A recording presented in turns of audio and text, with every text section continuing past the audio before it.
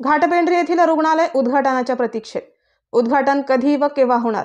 नागपूर जिल्ह्यातील पारशिवनी तालुक्यातील घाटपेंढरी येथे माजी आमदार रेड्डी यांनी दवाखाना मंजूर करून भूमिपूजन करून काम चालू केले होते।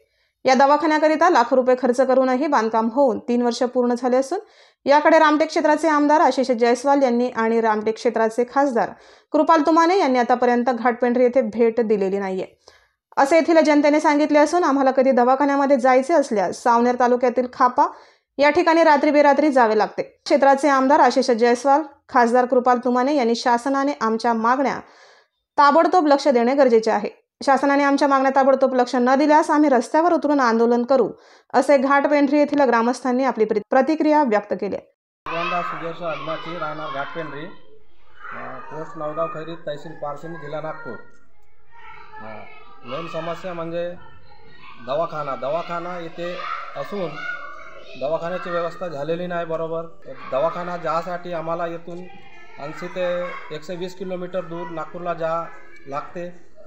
त्याऐवजी इथं जे दवाखाना बनलेला आहे हा दवाखाना लवकरात लवकर चालू होण्याकरिता शासनाने याच्याकडे दूर करावी आणि अजून तो येण्या जाण्यासाठी मार्ग बरोबर नाही आहे, तो मार्ग व्यवस्थित व्हायला पाहिजे।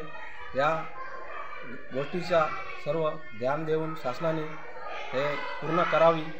आणि जे आमदार खासदार जे राहतात ते 5 वर्षातून एक वेळ येतात, निवडून चालले जातात, पण ते गावाची समस्या काय आहे हे त्यांना कळत नाही। वोटिंग घ्यायला हे लोक येतात आणि आपला काम पूर्ण करून घेतात आणि आम्ही निवडून आलो, आमचे माणसं बरोबर आहेत म्हणून ते येतच नाही येते। तर का समस्या आहे गावातली का नाही हे त्यांना कळत नाही।